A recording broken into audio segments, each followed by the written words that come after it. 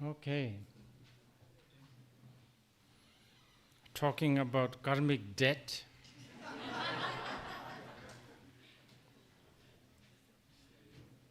This alone proves it exists.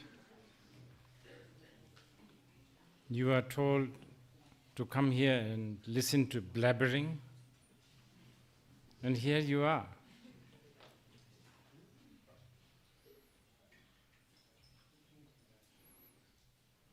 Whether it's a good or not, we don't know. But I think it can't go that wrong, listening to this.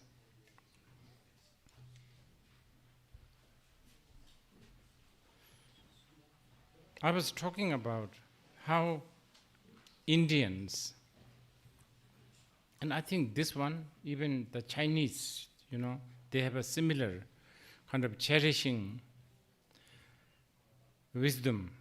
I don't know whether the Chinese use the word prajna, or the equivalent. I don't know what they talk. I think they have some terms. I'm not familiar, but you can just sort of guess. But prajna is absolutely important for the Indians. And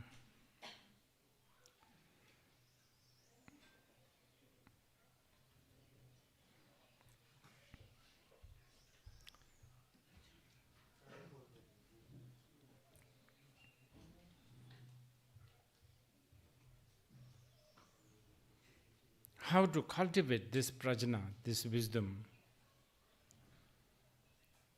If you talk more skillfully, for those who need skillful means, then we talk things like cultivating through hearing, contemplation, and actually a big chunk of so-called meditation, samadhi. So there's a numerous way to cultivate this prajna. But for those who can bypass skillful means, there are some people, who can just get it, who don't have to waste their time going round and round. For them, there's a whole load of teachings on how,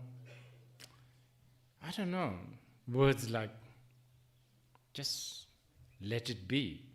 But you see the words like let it be, I don't know how you will interpret this. Anyway, I'm thinking we can talk about 8 shamashana, shamshana. How do you pronounce? Shamshan. Okay. The Tibetan habit, we, mahashamashana, we say this. Shamshan. Shamshan.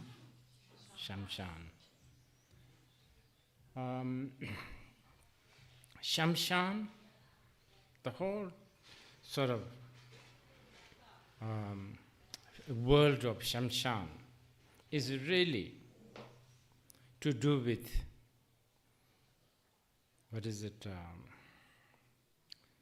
letting it be. Because you will reach there no matter what. And that's why actually the Tantrikas, they really don't like suicide. They really don't like this because they think they can understand if you are faking some things and you are pushing and you are, fabricating certain things. But things like suicide, they think you are going a bit too far. Anyway, you are going to arrive there sooner or later. And when I talk about suicide, I guess, I'm sure you are thinking about the normal suicide. But do you know, lot of the times, so-called shamatha and vipassana students, they are trying to stop thoughts. And that actually is a very, very unconscious attempt of suicide. Because you cannot stop thoughts. How? You cannot. But nevertheless, we try. Now this is going to annoy few Buddhists, some Buddhist schools, but here today we are emphasizing on Shamshan, so I had to stick with this theory. Like, as soon as you try to meditate, what do? You close your eyes. Little bit of faking it. It's a little bit of escapism. Well, if you are going to close your eyes, might as well block your nose, might as well block your ear. And then how do you block bodily sensations? So the Shamshan people, let's call them Shamshan people, Tantrikas, for them, just don't do these things. They are going to exhaust themselves anyway. You are going to be dwelling sooner or later. You are going to reach this channel ground. Both, I'm talking now externally and internally. Internally, I've told you, not a single thought, sort of remains. It sort of exhausts. So, for those who can bypass skillful means, those who have that kind of faculties, those who can actually, those for whom you can say, what do you call it? The English expression, spade is a spade, right? Is that the expression? Call a spade a spade. For those who can actually chew that information, not only chew the information, those who can swallow that information, and not only swallow that information, but digest, really important. Many times they can't digest because it's too simple and too direct and too scary. Because, why it's scary? Because there's nothing to do. And when there's nothing to do, it is the most scary thing. We need to numb ourselves, like inject ourselves with lots of needles of fabrications, like doing things. So important. It's like, it doesn't matter whether it's walking the dog all the way to sitting straight.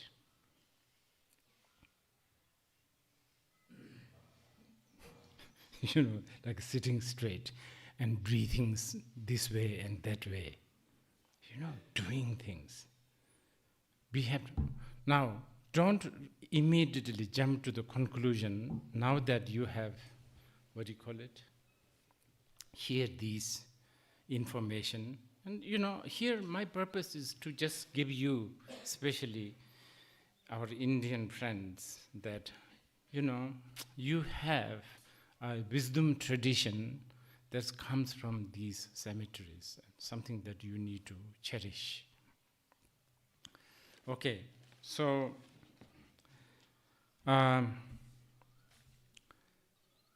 will talk about this wisdom tradition, some of the lineage. I've already mentioned the names, some of the lineage founder. I shouldn't really call them founder. Anyway, we call them Mahasiddha. Like Prabhahasti, Vimala Mitra, Nagarjuna, Humkara.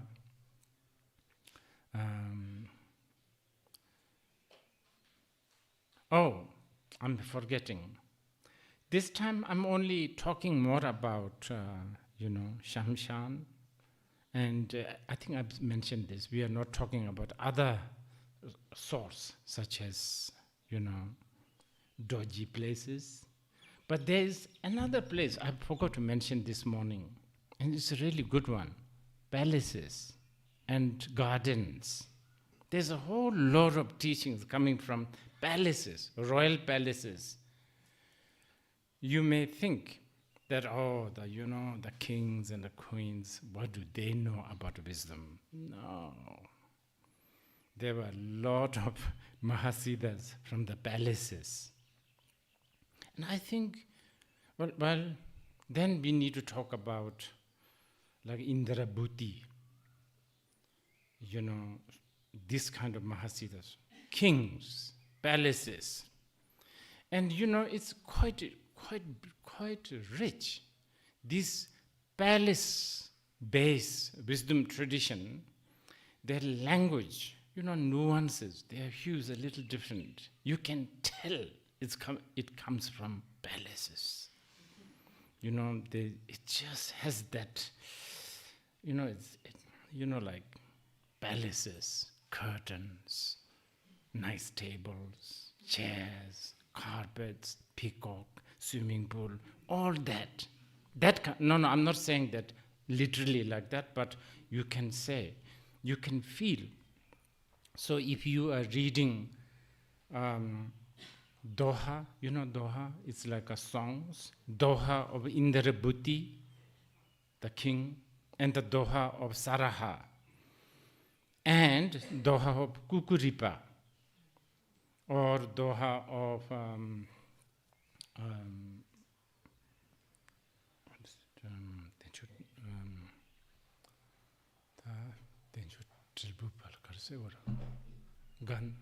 Gandhara, I think so.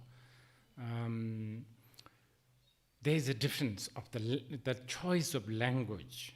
Like you can tell Saraha, royal, and Saraha is actually very interesting because he was actually a prince. So he was born in the palace, all of that. And then he went to university, proper, education. But then he became Mahasiddha. So you get all that nuances in his songs.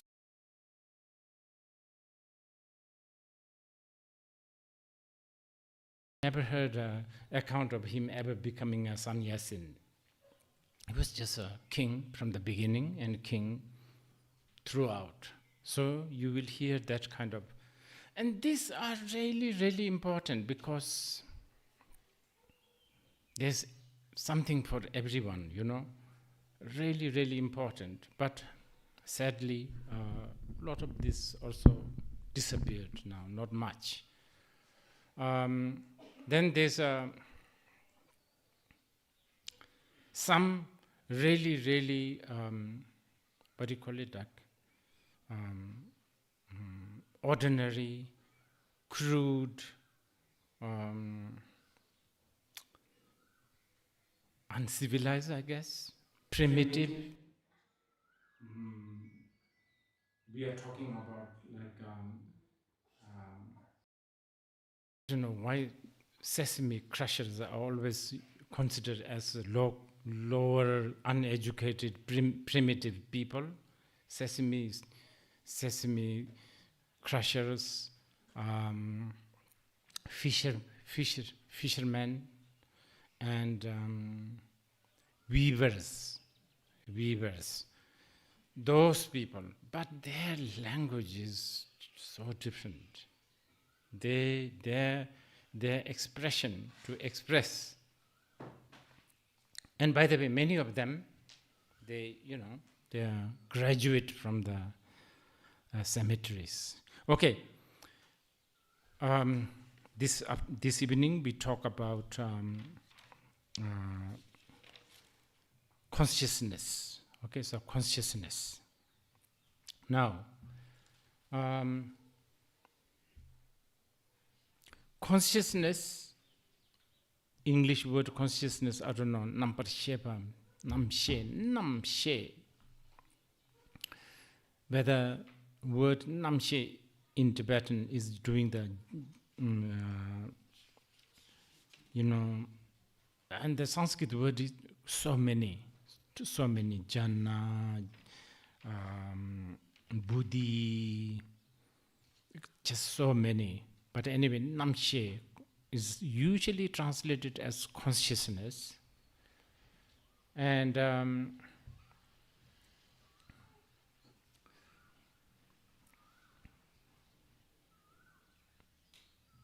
mind, English word mind, again, whether it's actually managing to translate the word sem, chitta, man.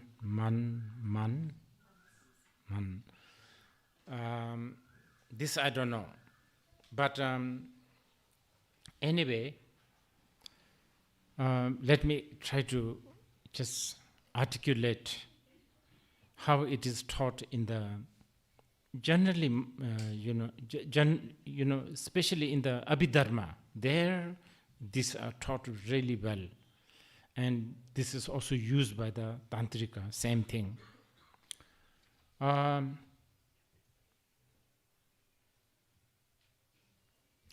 Anything that has a relationship or an activity between a subject and object. It's a very big one, okay? Now, in Tibetan, object, the word object, what is it in Hindi, object? Object and subject. Vishaya Vastu. What does it mean?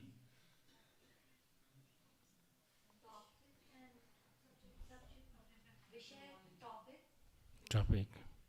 That sounds like coming from schools designed by Makuli. You know, the Tibetan word is yul and yulchen. And I don't know, that is a subject and object. And this is very much, I was really triggered and excited almost by way the Chinese use the word subject and object. It's quite interesting. I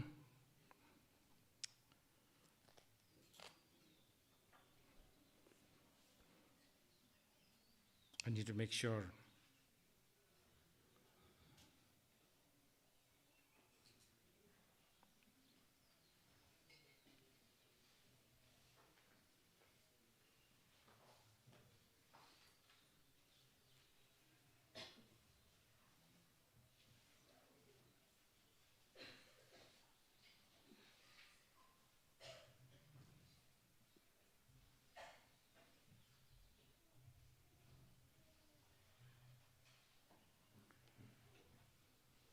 I asked this to some Chinese expert.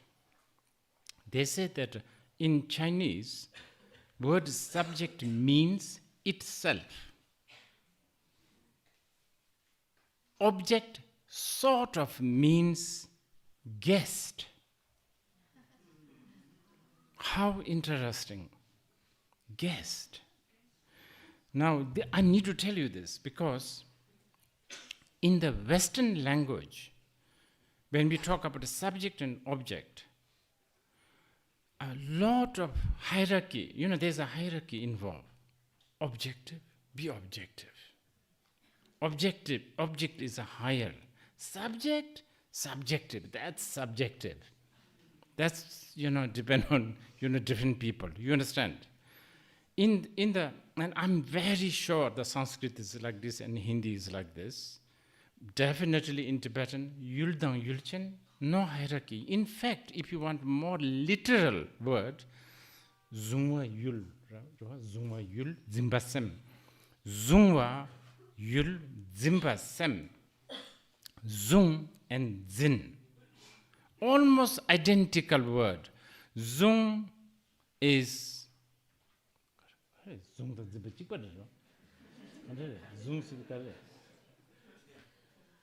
in Egypt, hold, grass, and Zimba is what? Grasp and grasping. You understand? I'm trying to explain what is cognizance or consciousness. So, anything to do with this subject and the object. Anything that has what do you call it? Zunga and Zimba. Okay?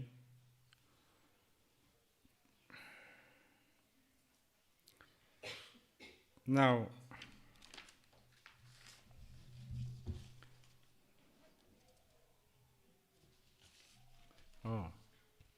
I'm reading a wrong note. I'm reading Kalimpong Film Festival.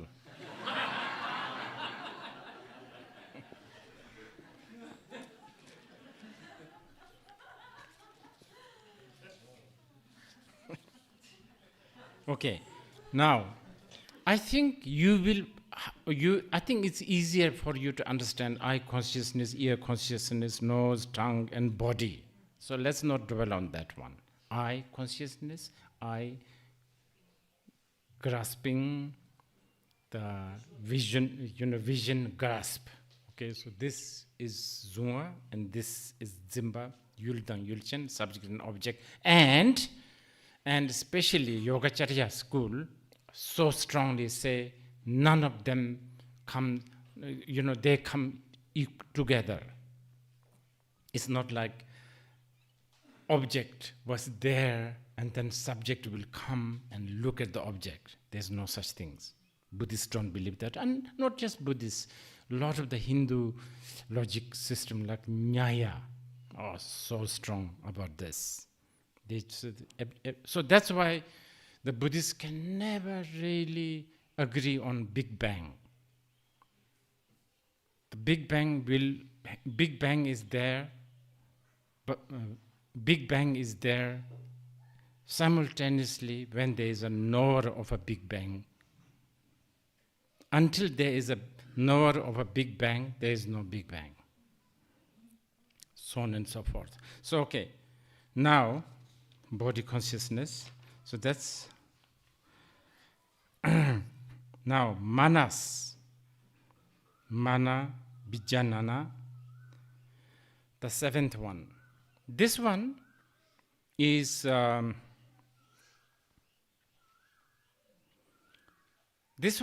much more difficult to understand. And the reason why it is difficult to understand is distinctions of subject and object is much more subtle. Okay, I'm hearing the bird, so easy, right? Object, my ear consciousness, subject. But mind, knowing mind itself, and not only the first mind as the object and the second mind as the subject. Just mind knowing mind itself. So that's why lot of study on that. Okay, so this the seventh consciousness.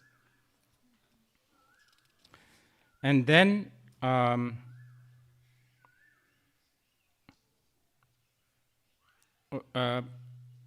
mental consciousness, I should say, mental consciousness. The each number shape, mental consciousness, mano vijana. So basically, no external object such as sound and vision, but mind itself. I think this is the part that not many people invested time. Definitely, but the Indians did. It's a big subject for them, actually, knowing. Just looking at your mind, not past mind, not the future mind. That's this very moment. And not only that, not only it is possible, in fact, they will say, looking at that is very profitable. Right now, you are reaping profit from only like listening to birds or scratching your skin. But try looking at, you have this moment mind. That's like the whole world is there. But because most of ordinary people like us, we tend to use more the, eye consciousness, ear consciousness, body consciousness. Yeah, of course. I guess when we do use mind consciousness, the mind, I guess usually people tend to get a little bit depressed, not knowing what to do with this, who is this, what is this, so all of that. Okay, now the manas, which is the seventh consciousness, ego, nyoni, sometimes we call it. Okay, so this, and before this, I need to tell you, this eight consciousness, this does not mean that you as one single being has eight mind. Of course not. Imagine there's a one monkey inside a room with 8 windows, and it's a bit like this. Okay, so the ego.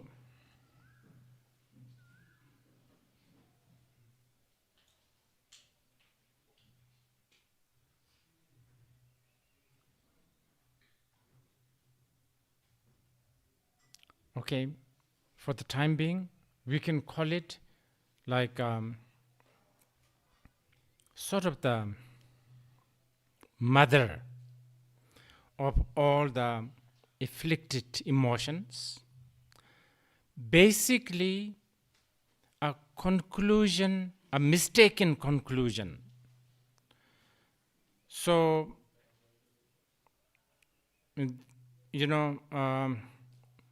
you have heard this before, like you are looking at 5 aggregate, and then you just create a label called me. But not only the self-ego, the self of a table, or a self of a house, or a self of a nation. Oh, that's a very good one, actually. Nation state, money, national flag, identity, by the way.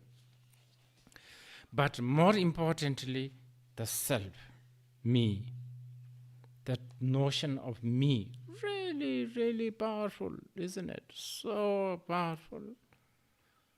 Just everything is related to that, consciously or unconsciously, me.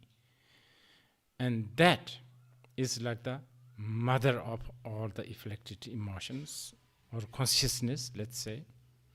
And then the last one, grandmother of all the consciousness, the ground, the alaya. Okay, now that, in fact, for a lot of Buddhist schools, they almost treasure it. They say, now this is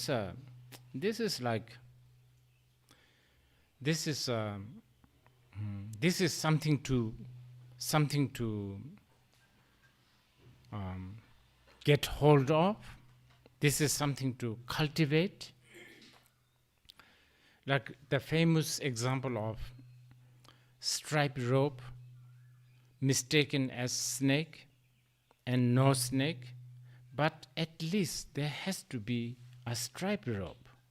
If there is no striped rope, the fear of snake and the relief of no more snake after the light is on, both cannot exist. So obviously, striped rope, that you have to have. So lot of the Buddhist schools really do treasure this alaya. And this alaya also, I'm sorry for those who are really new, this is going to be a little technical, but this is important information.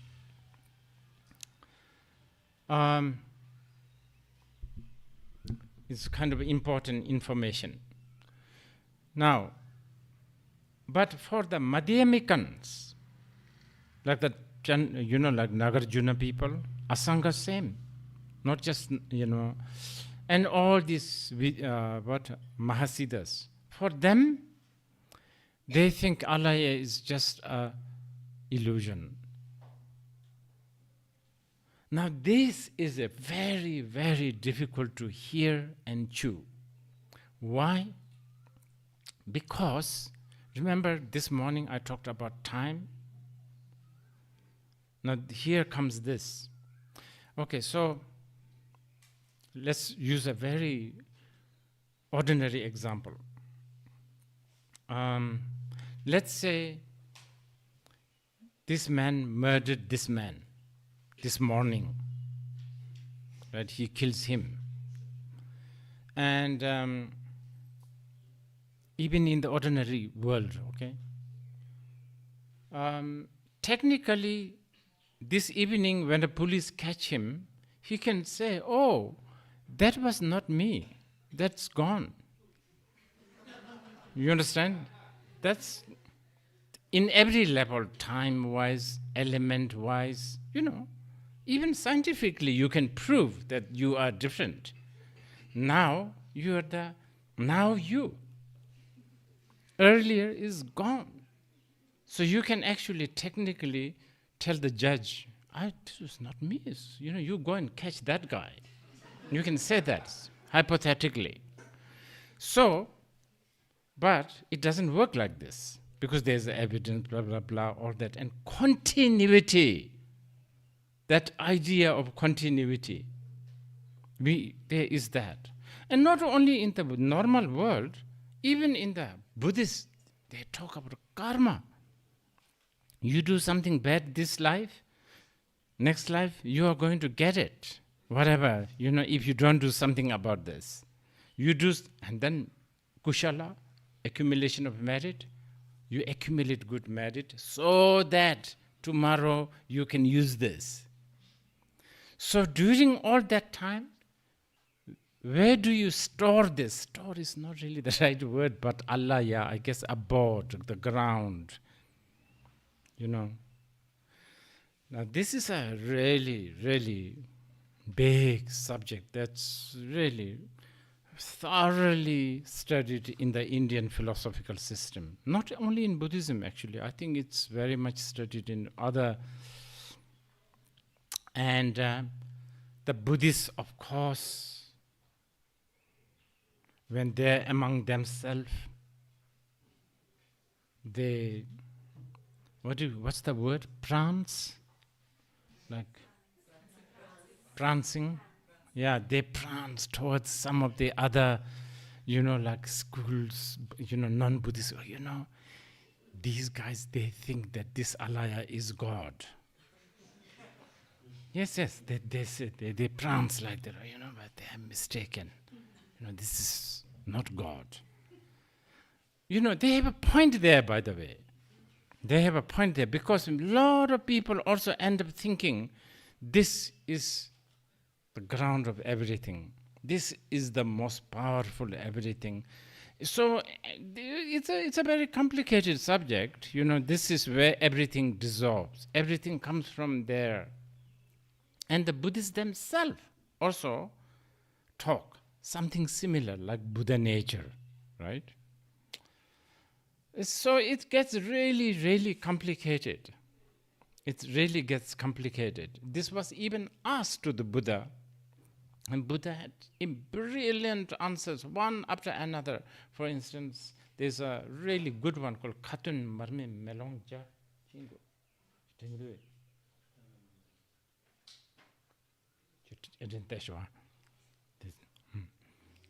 With the chat GPT, we can get the we can get the quotation easily these days. Chat GPT. So, this is the example what Buddha said. Khatun Marme Melongja. For instance, like I can look at a mirror and I can see my face. It doesn't mean that my face went in there. It's also not that face is not me. It is sort of me.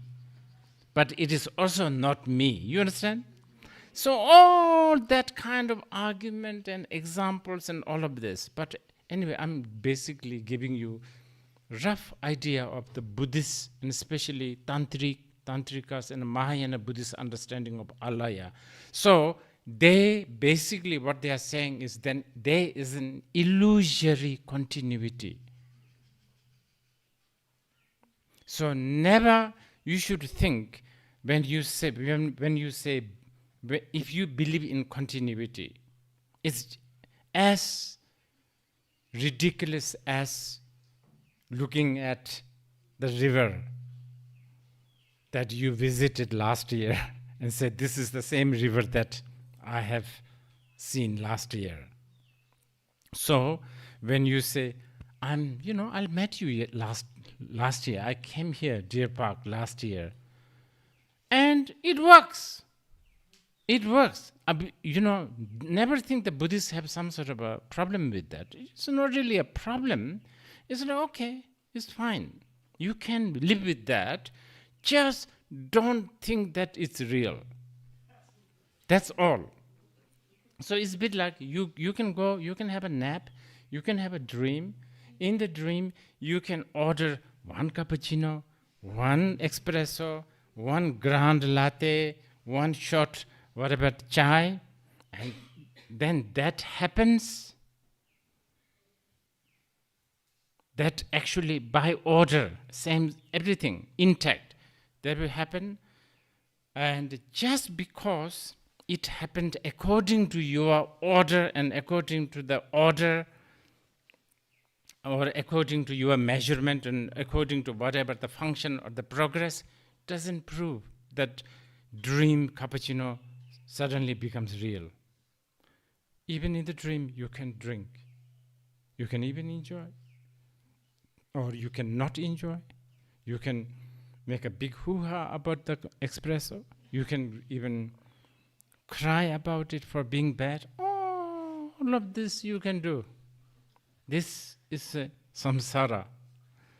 And when you wake up from that whole illusion that you woke up and then have some sort of a relief, that relief obviously is also an illusion. Because there was never a problem. So what kind of relief are you talking about? So that's how they talk about. So this is basically sort of the component or what do you call it, anatomy of so-called life, or birth, death, old age, sickness, decay, life, stories, and this whole thing is Mahashamshan Bhumi. And okay, thing is this, it's not something that you can just read, intellectualize, but you can actually use it as a path. How do you do it? Very, very, very simple way, all the way from a very simple to very complicated, like building the mandala, for instance. So this leads us to the whole idea of mandala. So the especially grand mandalas, you will notice, such as Kala Chakra mandala, has to have a big component, or the character of a mandala is 8 cemeteries. So next time when you look at the mandala paintings, unless it is a very peaceful deity such as single Avalokiteshvara or a single Aryatara, if it is a complicated, grander, more comprehensive mandala, you will always see the symbolism of the 8, the channel ground, and you will find like small trees, fire, a stupa, Oh yeah, I forgot about that. The stupa. There's always a stupa in each of these. And by the way, just that while we are talking about it, two of the stupas is in Nepal. Supposedly this Bauddha stupa and Swambhu stupa. They are considered that channel ground stupa. And okay, another one, this one. Self-arising, Swambhu. Swambhu means self-arising, right? Swambhu. What does it mean in Hindi? Swambhu. Self-arising? Swambhu, yes. Swambhu Nath. You know, Swambhu. It's a very, very important, this self-arising. Difficult to convince the modern people these days. You know, the moment I use the word like Rangjung, you know, self-arising, you are thinking like it sort of come out from the earth like this. It's not like that. It's not like that. Think. Your mind is always self-arising. It's always there's a self-arising. Of course, it gets at the moment lost because we are not being able to enjoy the wealth of self-arising. Instead, we have this poverty mentality of, you know, no pain, no gain.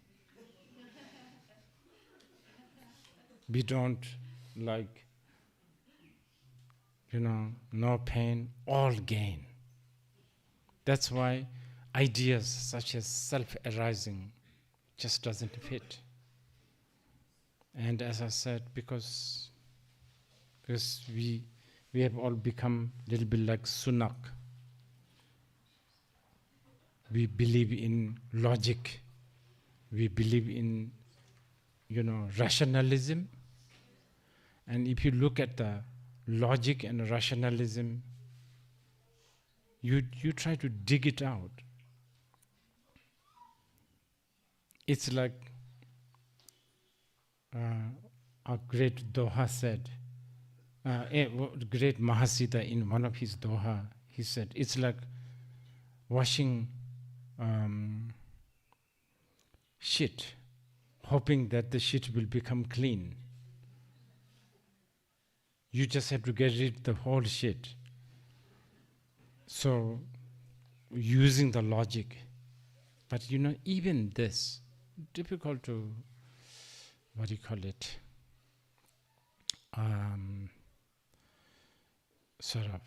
comprehend.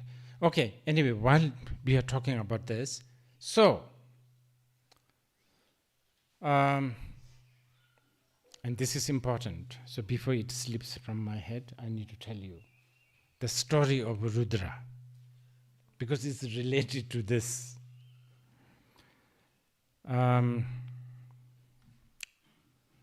Okay, first I will just tell you the story. And it's really, really like fairy tales. So once upon a time,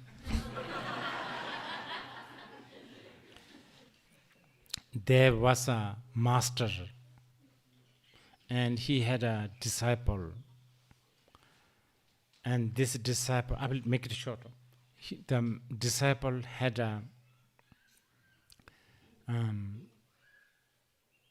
doubt towards the master, and he did not act according to master's instructions. And because of that, and then the disciple left the master, and then disciple become totally, like wild. And that there's a long description. he ate things, strange things. He drank blood. He ate flesh. And then because of that, because of his attitude, his behavior, his body also is slowly, what do you call it, like a mutating, like he had wings growing. He had extra arms growing. And he would kill all the other people, and then with that head that he killed, he will wear it as his ornament. And then he will go to channel ground, and then with the blood of the people, he will beautify himself, applying on his cheeks. And then he will, with the fat of deceased beings, he will use it as a moisturizer, especially here somewhere. And then he will smear his mainly forehead, but also the whole body with ashes, so on and so forth. And he became so terrible, like so wild, and he was really beginning to harm the whole world. And then that time, all the Buddhas and Bodhisattvas, they had a meeting and said, hey, look, we need to do something about this. This is going too far. And then, there's long, very long stories. And then everybody, without any,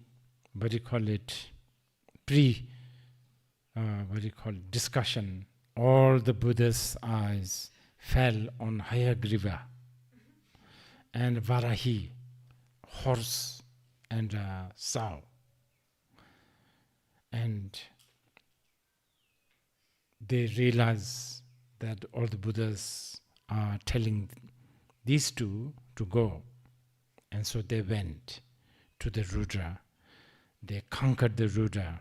There's a whole description about how the Rudra is conquered. And then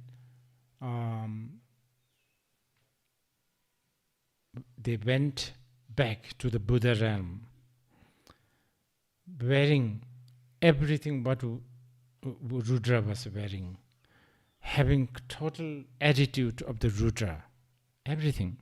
Snake, bracelets, human, skull garland, all of that. And then the 10,000 Buddhas and Bodhisattvas of the 10 directions all stood up and applauded and said that, okay, now there will be a bliss, Mahasukha, the great bliss, once again on earth and on the universe. So that's the sort of a very short, brief story of the Rudra. But this so important story, this one. So, I forgot one important one, which is the Rudra has also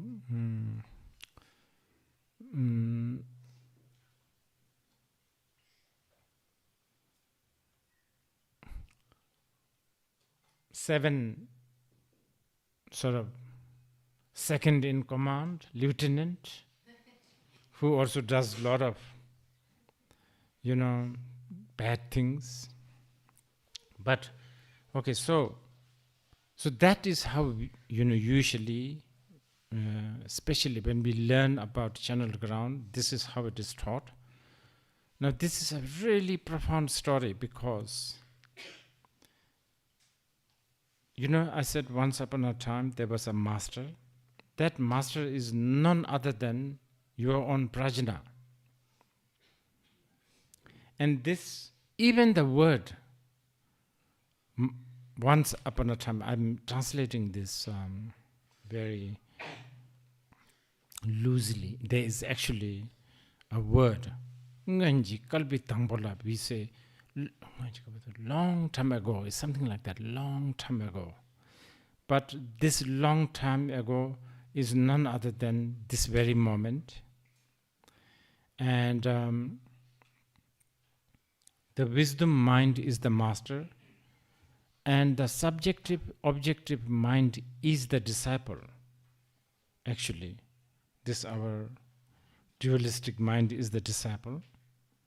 And because it is the dualistic mind, we have doubt, and then this doubt feeds more doubt, more emotion. Emotion means karma. Karma means it gets ripened, and when the karmic consequences ripen, then more hope, more fear, more.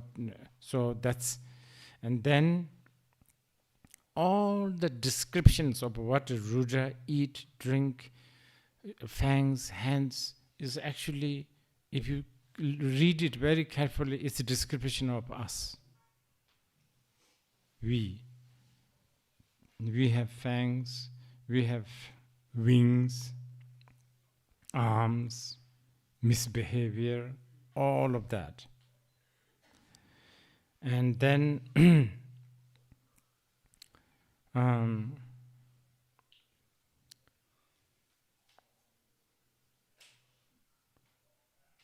remember I talked about confidence of the Buddha, what needs to be done. Usually that is meeting of sort of feeling like, I don't know, sort of sadness in our life. Like,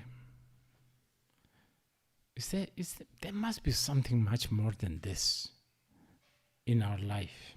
That kind of sadness, and that sadness triggering the devotion, searching, longing for a higher truth, looking for higher truth. Yeah, these are to represent that we talk about confidence, because actually there's tantric texts that actually describe the whole conference. In the middle is the great Samadhabhadra Buddha, sit presiding, like very majestically. And then on the east is the Vajrasattva, on the south is this and that Buddha and all that. Everybody was quiet, and then suddenly there's a Bodhisattva whose name is ignorance, will stand up, do 3 prostrations, and then he will do prostrations to the Samadhabhadra, and then Bodhisattva ignorance will say, all sentient beings are suffering, what can we do? All that. So actually it's all about the emotion, the communications. It's a really, really quite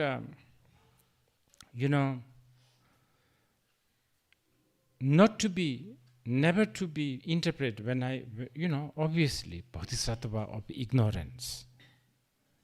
You cannot dismiss he's a Bodhisattva. In fact, he could talk directly to the Samadhabhadra, so he has to be somebody special. But his name, and then there's other bodhisattvas of anger, bodhisattva of jealousy, so on and so forth.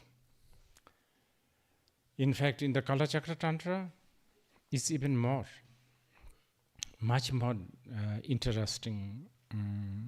Anyway, so then wisdom represented by the sow, pig, Varahi, accompanied by the skillful means, Hayagriva, will come and subdue the Rudra, and then use, important one. So one would think, the winner will now teach the loser how to behave, how to eat, how to speak. But it's almost like the winner adopts the loser's ornaments, behaves like the loser. What does it say? It really talks about the non-duality of, bad and good, samsara and the nirvana. Okay.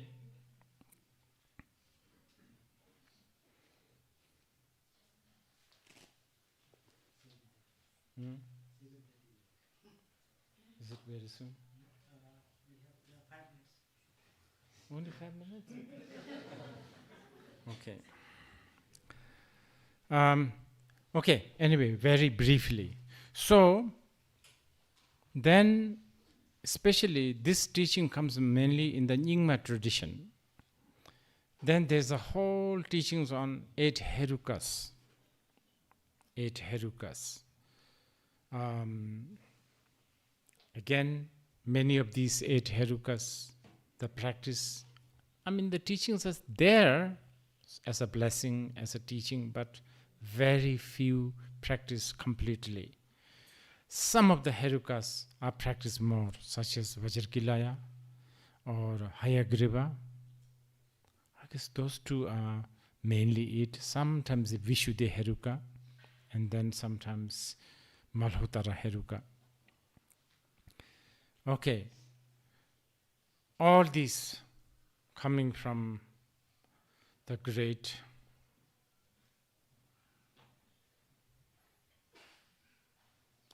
channel ground.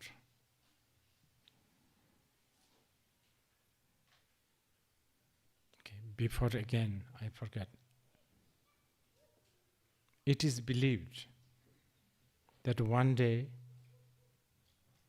when the Kali Yoga becomes so strong, these 8 cemeteries completely will disappear. Like no traces left. Then that will be the end of the teachings of the Vajrayana. That is how it is said anyway. So that's why there are actually people used to be who actually make these replica of these cemeteries. But I don't know, sometimes because we love these things, right? So they actually create replica of 8 cemeteries. And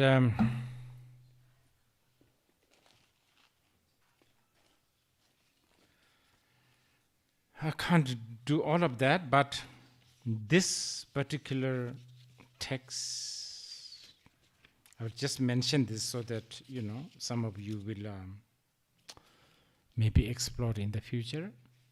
This is specially written at the request of Khyentse Chokulote, written by Chapje Tengku Khyentse Rinpoche. This text is what we call Jimbep, which means invocation, transformation. So there is a ritual you can do. It doesn't take much actually. There's a certain criteria is necessary. Like, of course, the flowers, incense, of course, the standard, but also things like you can't perform by just men. You have to have women, equal amount, and all that kind of criteria. And then this particular text has the whole instructions on how to transform the place into 8 cemetery. All 8 or your choice. And I should say,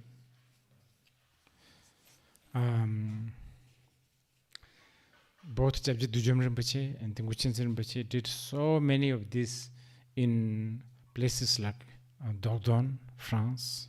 So, even though, please don't tell this to our French friends, I don't like the weather of, some of these places, it's like so cold and wet and all of that.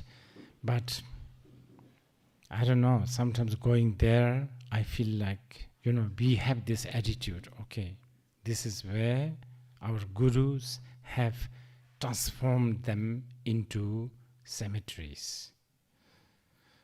I just want to share this with you to just to let you know that there is that kind of method. So basically what I'm saying is like, one could just create a situation and with a wholehearted devotion and the bodhicitta and the good intention, and we could do this in the middle of Khan market and then bless the Khan market forever as 8 cemeteries. So there is that. Okay, we will take a break. But what are we supposed to do?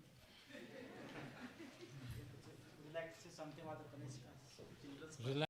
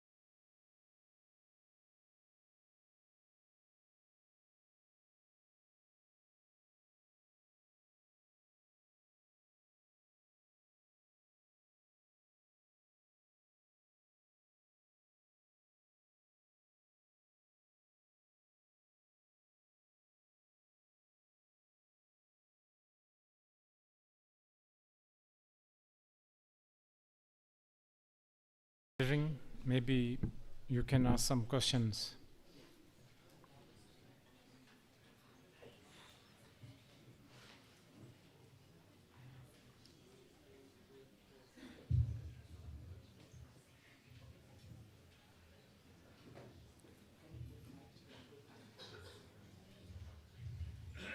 Thank you, teacher, for this original teachings.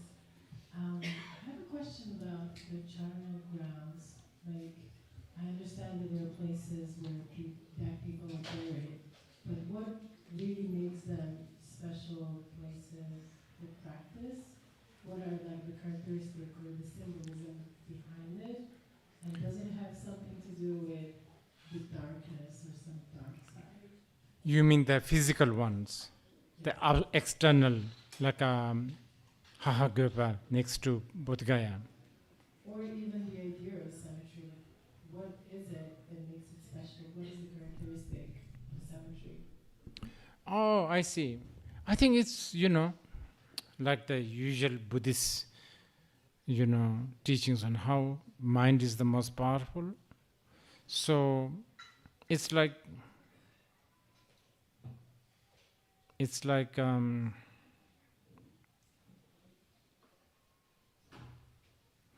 it's like going to shopping.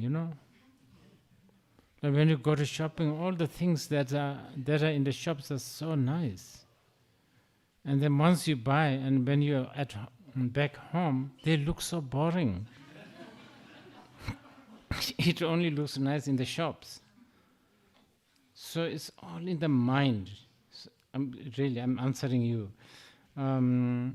Cemeteries is so scary, it's so sad. It's where people get burned, buried, so there's all of that. So that immediately puts you in another mindset. But more importantly, this actually designated external cemeteries, I think they are quite special because of centuries and centuries of people who have been there. So somehow because of, okay, give you this one. In Buddhism, there's a concept in the Tantric Buddhism, actually also in the Hindu, they have pratishta, I think ceremony, pratishta. So, consecration. So, according to Tantra,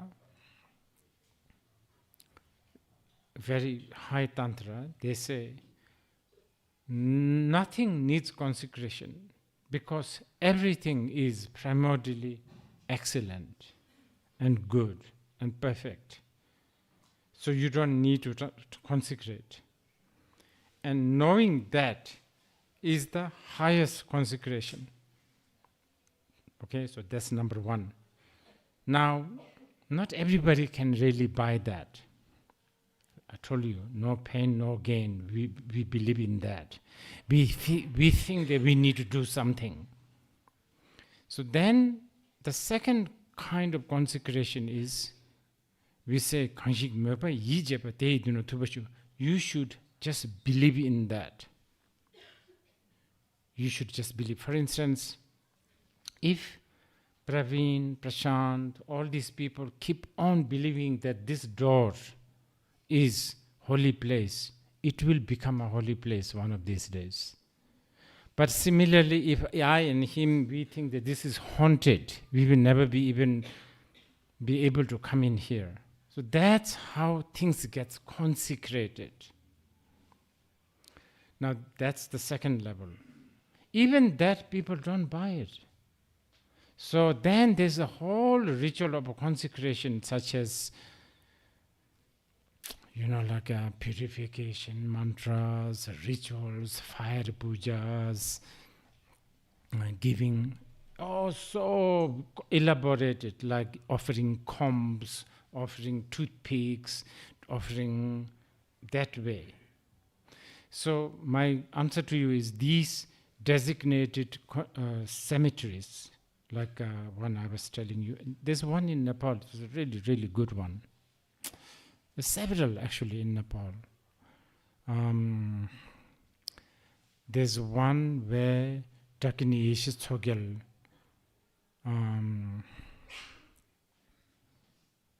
sort of made someone who's already dead again alive, supposedly. It's a really, really special place. Anyway, because these places has been visited so many, many times by the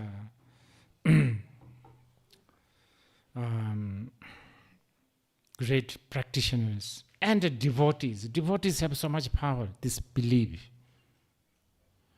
Suddenly I remember this, and I'd like to share this with you. My guru, Dzongsar Khyentse Rinpoche,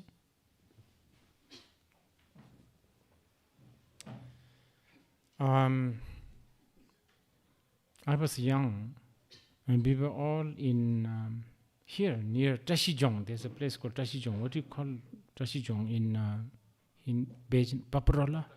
Tashijong. And previous Kamtu Rinpoche was there. And one day, everybody said we should all go to Jalandhara, Jolamuk, yeah. Jolaji, right? Yeah, Jolaji. because that's supposedly very, very important. Okay, so I only talked about 8 cemeteries, but there's something called 24 shrines, and then 32 places, so on and so forth. So this geology is one of the 24 shrines. So Khyentse Rinpoche, all of us, we went. I was very small, so I didn't know much. But anyway, according to some of the older ones, like Origin Tobje Rinpoche and some other Rinpoches, they really saw something, they really had a really special experience. You know, those days, we were talking about 40 years ago, so there's nothing, no place to stay or anything. So all of us, we slept on the roof. And there was all this noise and like endless noise, the dance, the music, the usual Indian Bollywood music and all that. Anyway, fast forward, 30 years later, we discovered, because that day, that night, we arrived night, and Khyentse Rinpoche, and they all did a puja. I attended also, I was very young. And they all noticed Japji Thingku Khyentse Rinpoche was sort of like, he was like dazed, if you use a very impolite word, dazed or sort of like drunk, like he was not answering questions. He was like saying he couldn't figure it out. That's the appearance. So I think many of the attendants, they thought, okay, the place is hot, no air conditioning, all of that. So Rinpoche must be very tired. So that's that. 30 years later, we discovered some of his diary notes. And there we realized he wrote the experience of that night, exactly that night. As he crossed Kangra, this joy of going to Jaulaji took over, that sort of excitement, like he's going to this special place. And once he reached there, all he saw was all these incredible Vidyadharas, Dakas, Dakinis with 2 heads, 3 heads, and fangs, and wings, and all of this dancing, and playing, and communicating with him, and all of that. So in that night, he actually composed, the Nyingmapas call it, discovered some of what they call treasure teaching. So he wrote it just without any preparation. And anyway, I think it does something to certain people. And I think this is kind of believable, It's kind of a believable. I've already told you, like for me, my example is shopping malls. They all look fantastic when they're on the shelves, don't you think?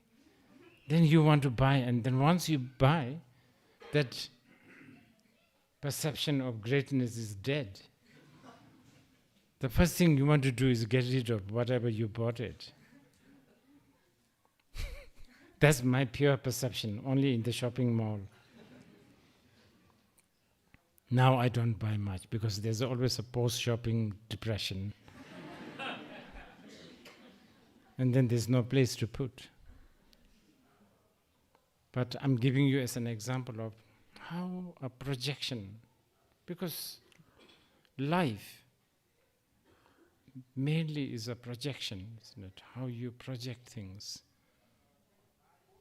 So he wasn't at all suffering with heat, or he wasn't spaced out, he wasn't dazed, he wasn't drunk. He was going, okay, you can call it a trip. But this is also a trip. It's fantastic. I thought, amazing. There's many.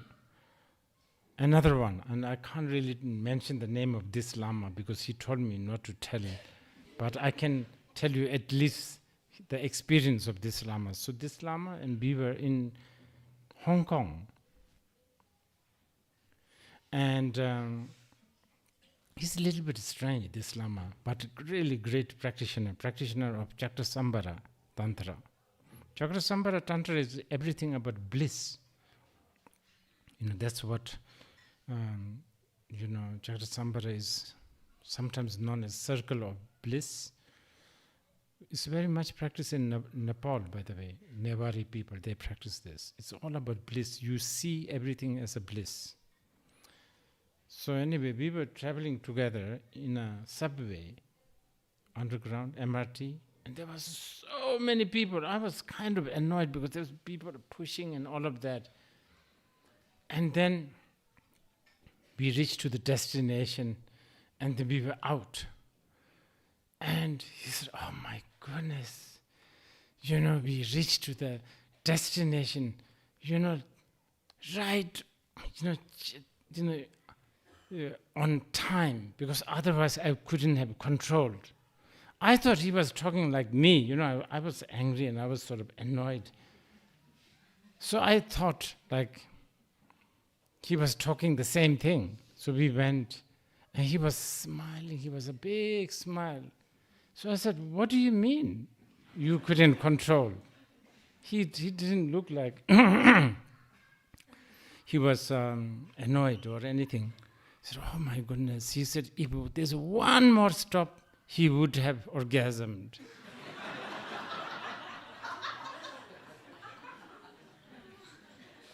You understand? And I said, "Okay."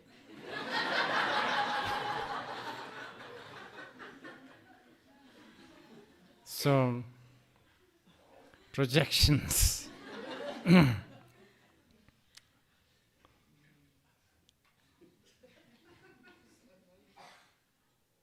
Okay, any more question?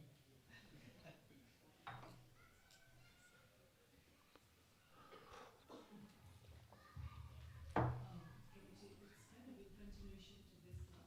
I wanted to request Rinpoche to please teach us on the symbolism of all the cemeteries, like the tree. Or it would be too technical. You really want to hear? This is one of all the teachers together. So if Rinpoche could please teach us briefly on all the symbolism and Rinpoche mentioned the Quickly. Okay. the 8 Vidyadharas Rinpoche mentioned. Also Nagarjuna having the snakes behind, what does that mean? And also the limit to afterlife. After translating what they are supposed to Nagarjuna snake is something to do, and this is accepted even in the Mahayana. You don't even need to go to Tantrayana for this. There are times that the Mahayana also transcend from the rational world. Actually, even Sharvakayana. The depiction of the Buddha with a snake protecting the Buddha from the rain, that's a very common in the Theravada iconography, right? These are transcending, isn't it? Transcending the norm. Anyway, too much information, but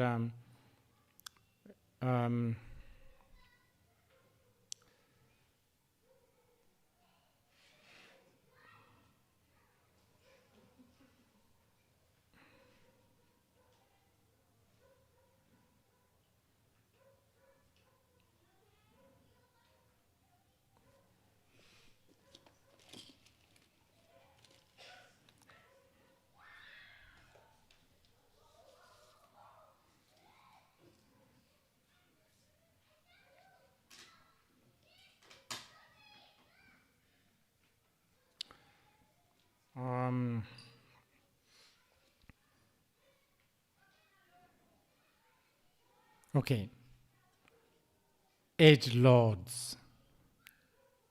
Just that, because too many details, and they're very technical, and 8 lords. Sometimes 10 actually. See, this gets confusing. 8 lords are basically, the easiest way to understand the 8 lords are lords of the direction.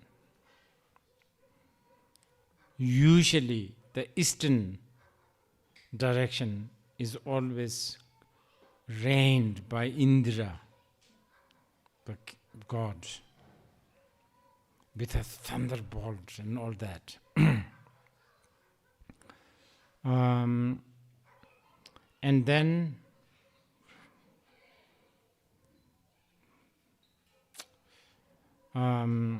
there's lords like Vayu, the lord of the wind. Then Agni, oh, it's a big one. Agni is actually, many times south or southeast. This is why very fussy lamas sometimes refuse to build their kitchen in the north. They insist in building it on the south. They say, because kitchen you have to make fire, so the Agni supposedly stay there. I don't know whether you want to hear these things, but anyway, there's that. And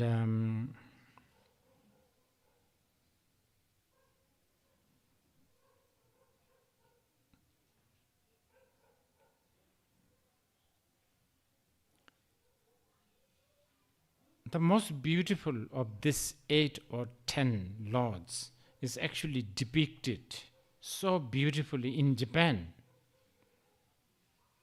Surprisingly, Japan also has a tantra, you know. There is a temple called 10,000 Buddha Temple. You should go there if you ever go. And it's so beautiful.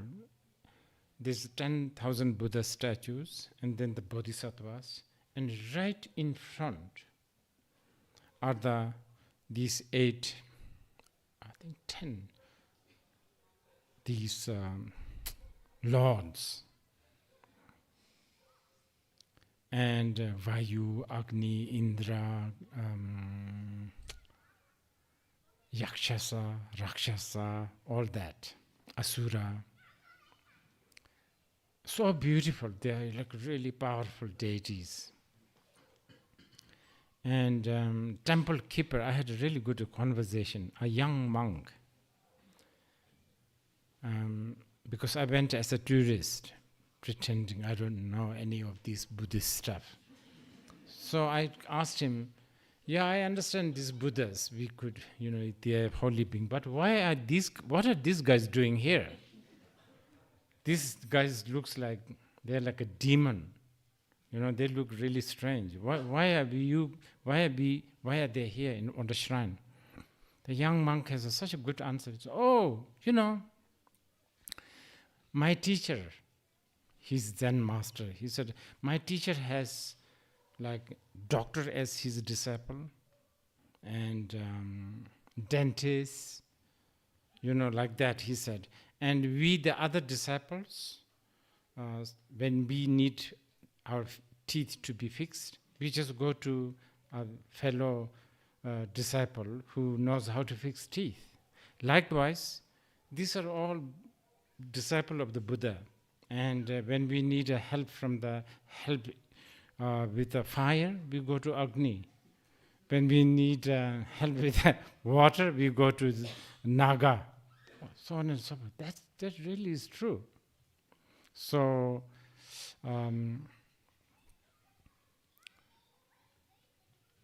to this day, the lamas, monks, they do actually make offerings to these 8 guardian deities, sometimes 10 guardian deities or lords in there.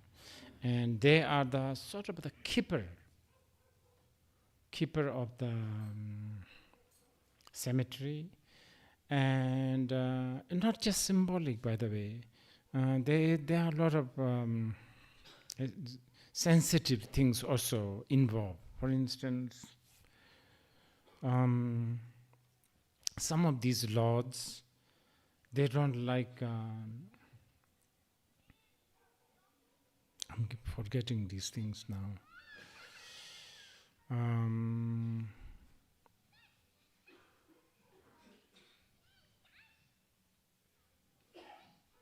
Okay, this may, I'm maybe really getting mixed up. I think I'm getting mixed up, but anyway, some of these lord may not like you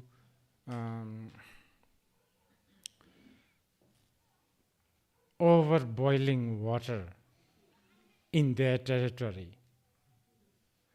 If you do that, they will make sure that you have some consequences. So if that happens, there is a ritual to appease them. So stuff like that. But this also is backed with a lot of more profound teachings, such as water element is supposedly, Dakini, and one is not supposed to boil water, by the way, because the water, you should just keep it as a water, like however it is. But if you have to, then you have to also sort of ask another Dakini, which is, I think, a Dakini called Bandharavasi, I think. Water is Mamaki. So you have to ask one Dakini, please, I need some hot water. Would you mind sort of cooperate with the other Dakini? Like that. So there's a lot of appeasement, but nobody thinks about these things anymore. It's too complicated. And also, these detailed practices are taught and practiced during those days when there was no WhatsApp, no social media.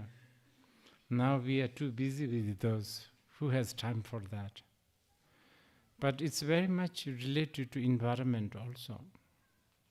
Oh yeah, then the trees, so important. Those trees. First of all, trees are so important for Buddhists.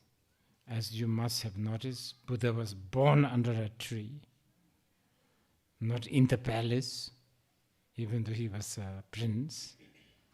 He got enlightened under a tree, and he passed into parinirvana also under the tree. So tree, and then again and again we are also told to meditate under the tree, some sort of energy of calming and something like that. And then also trees, especially in the 8 cemeteries case, trees are none other than some sort of Devi,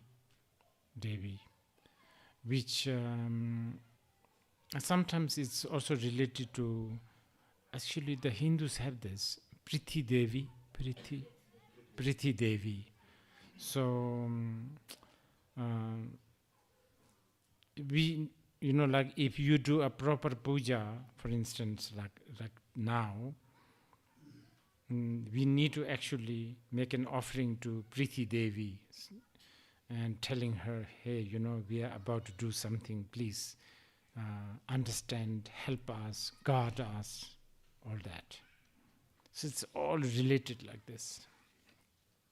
That's all I think I can tell you. There's too much detail for now. But what I really want to tell you is how to relate to these 8 cemeteries.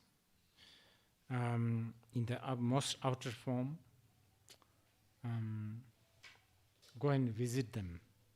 I mean, some of them, I don't know actually where they are, but there are few lamas who have actually identified.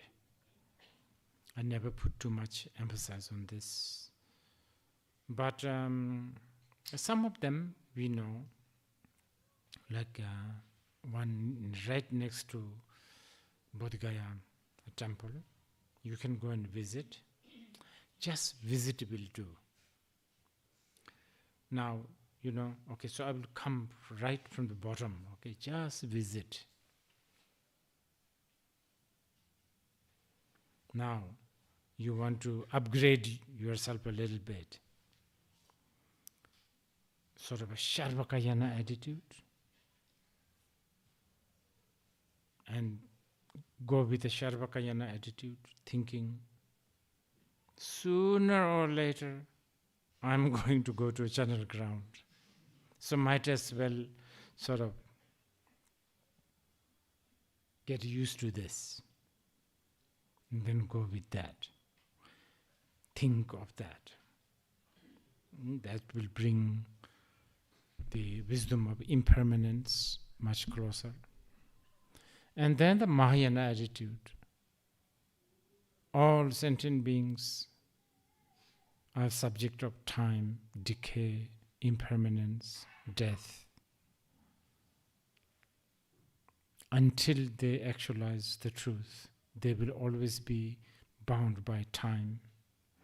To liberate all these sentient beings, I shall, pursue the path of enlightenment, so on and so forth. Mahayana attitude. Then, now, Tantrayana attitude. That's just so many. One, yes, I'm considered as somebody, but actually I am completely, we call it, cham. I think cham, korapa, cham. Gypsy is not the right word, but anyway, wanderer. The address that you have is a joke. It doesn't work. It's just temporary. Address, identity,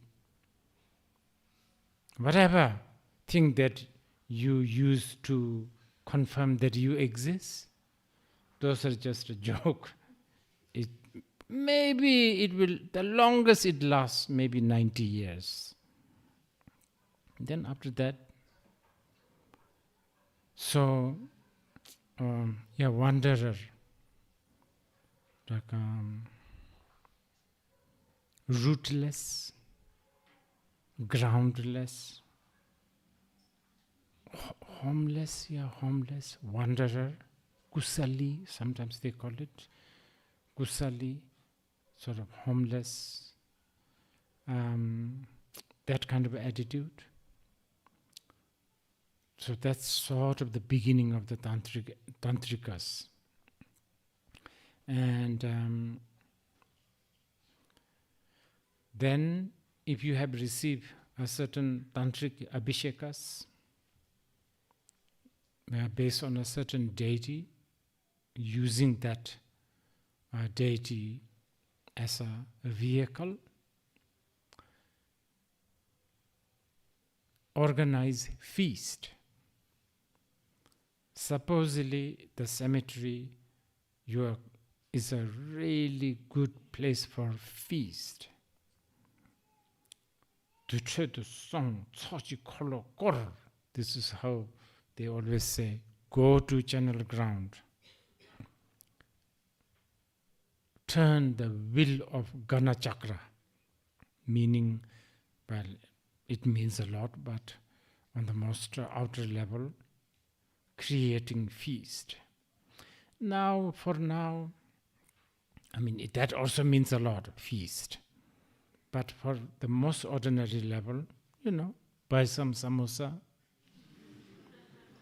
bananas, apple, and maybe if you are not too stuck up with certain value, maybe a small bottle of whiskey or a beer, something like that. Because the tantric feast is very much rooted to non-preference. I mean, that makes sense, right?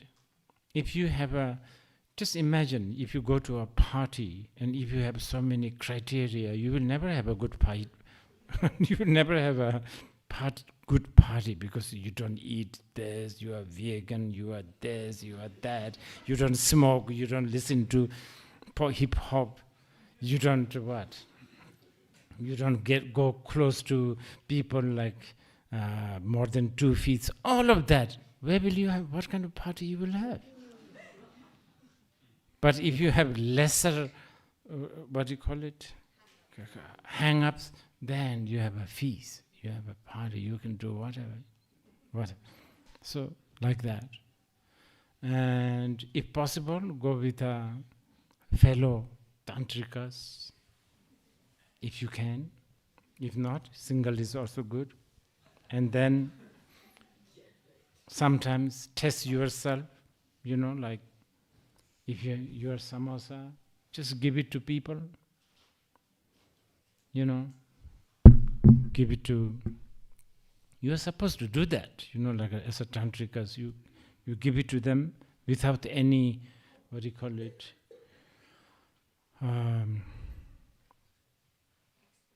expectations of being acknowledged. Being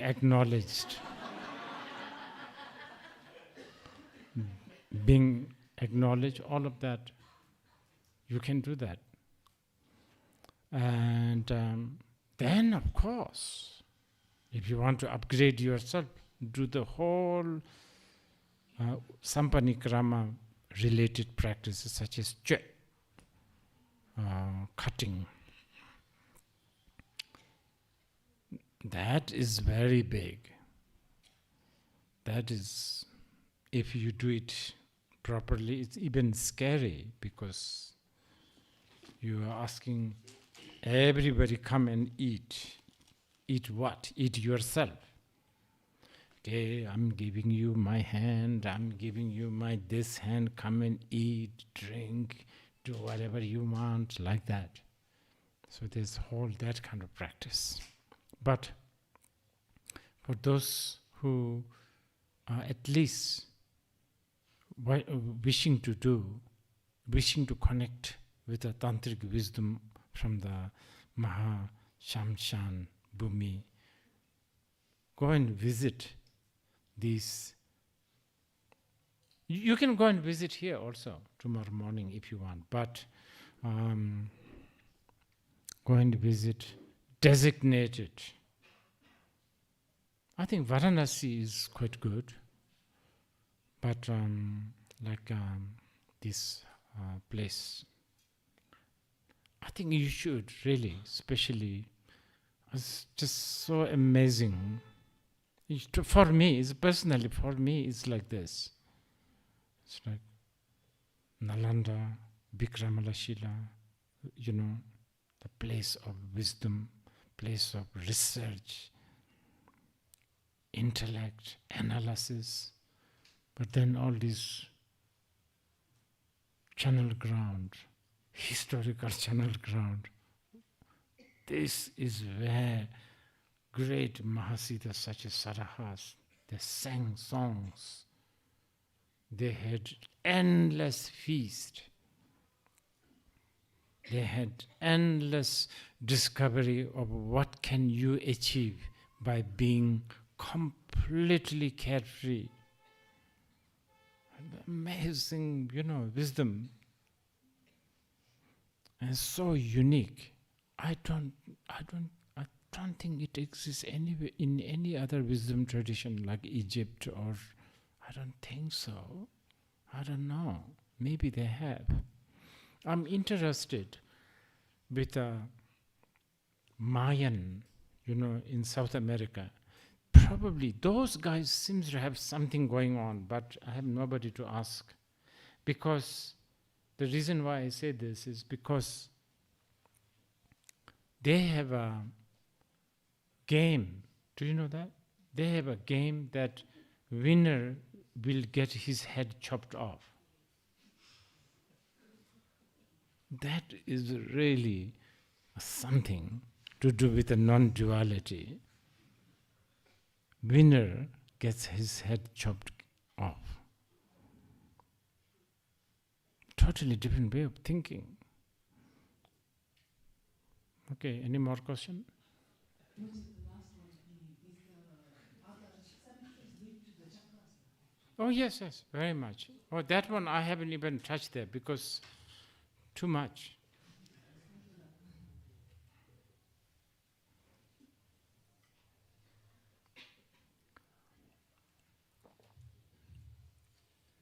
Hello, Rinpoche.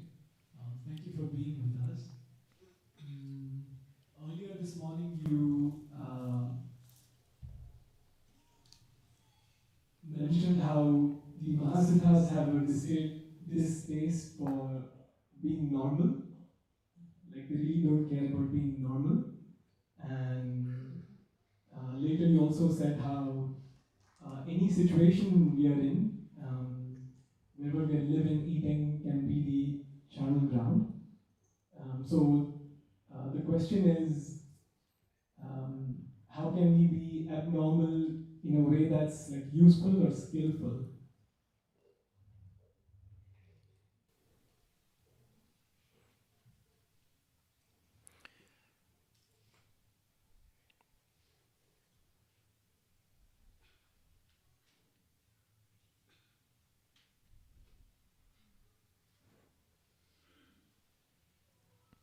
I think the quintessential thing here is doing all these so-called normal things and really telling yourself that this is all ridiculous.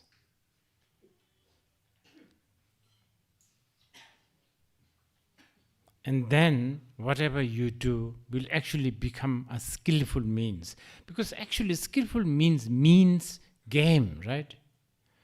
If you are playing a game and if you keep on knowing it's a game, then it's a game and it's very much fun. If you forget it's a game, then you become a hooligan. Isn't it? Then you become so involved with whatever the game you are playing. Then you begin to paint your face and you shout and you beat up other people and all that. Then it becomes a business also.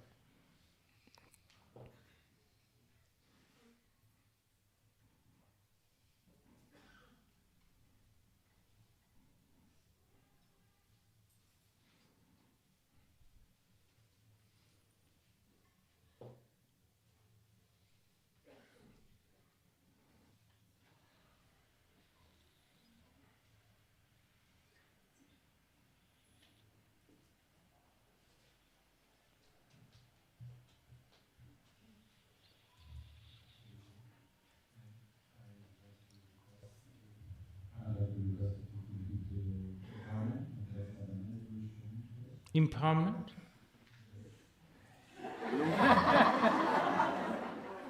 This is not sadhana. This is just an invocation of the 8 channel ground and the 8 Vidyadharas and all of that.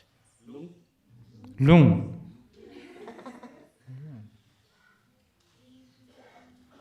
Okay, maybe tomorrow morning. Will you be here? Okay.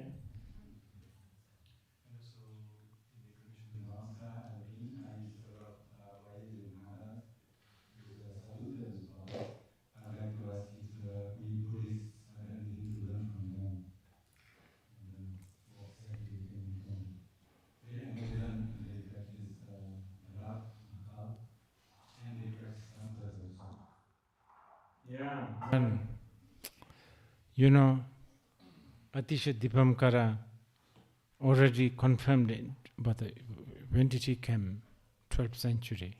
He already said There's not many people who can differentiate between these Indian, Hindu tantras and the Buddhist tantras. There's only two people left. One is Atisha himself and the other is Metipa. They're both gone. 12th century. So now it's really difficult. Really, really difficult. So,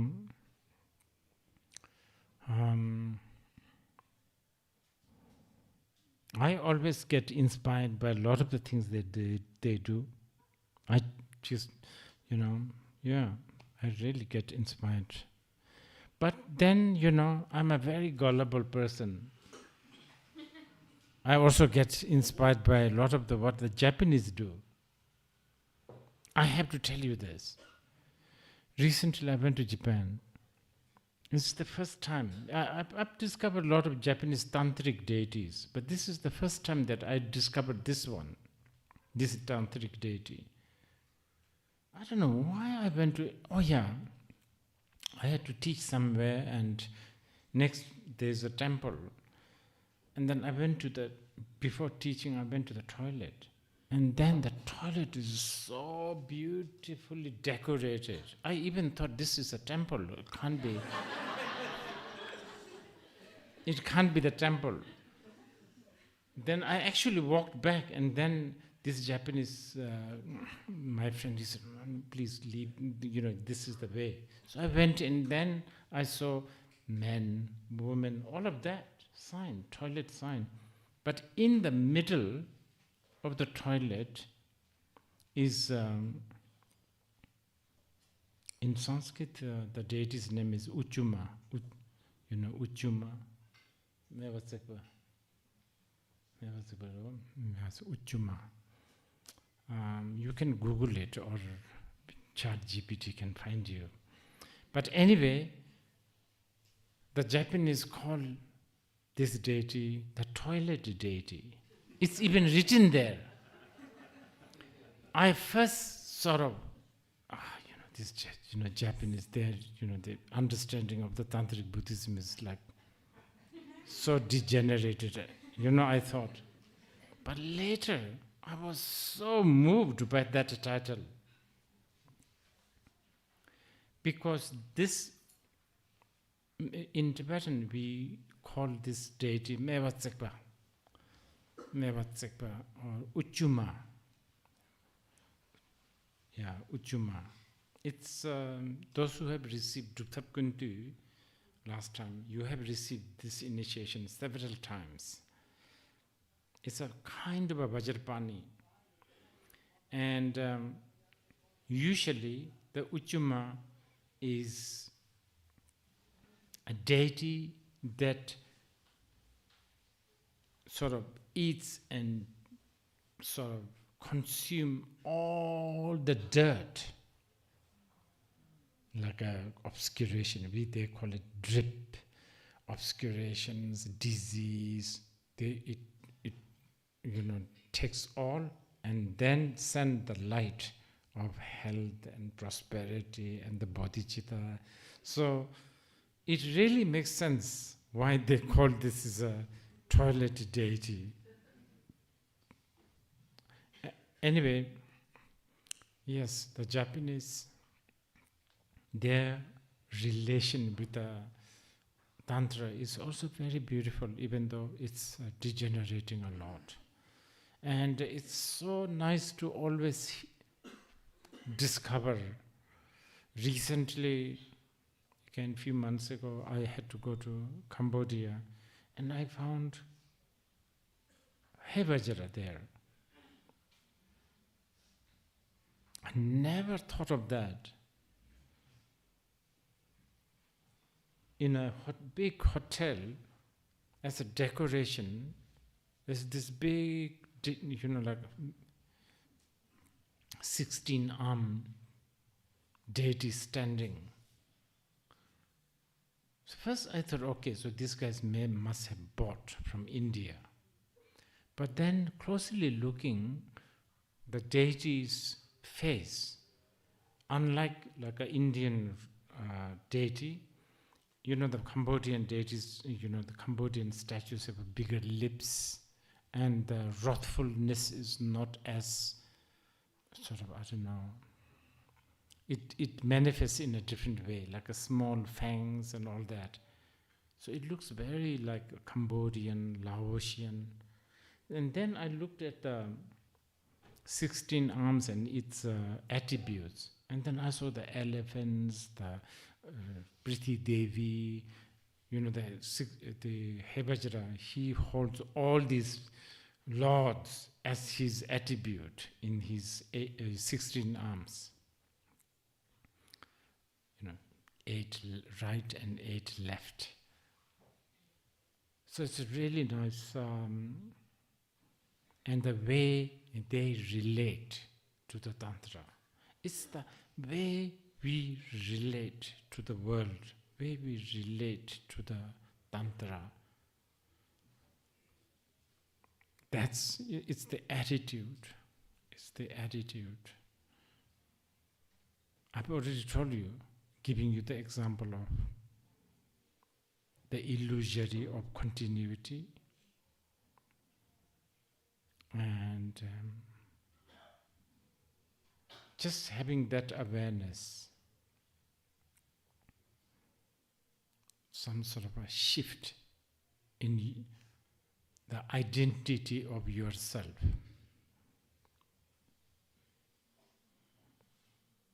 There's that continuation of yourself. It's not really you. You can't really say it's not you, but it functions, it works, but sometimes also it doesn't work. And you have to also, if you live with that, if you learn how to live with that harmoniously, then the game of that continuation does not imprison you. So there's a lot of that kind of sense of liberation. Okay, I think we will end here, and tomorrow 7 o'clock? Yeah. Okay. 7 o'clock here? Yes. Here.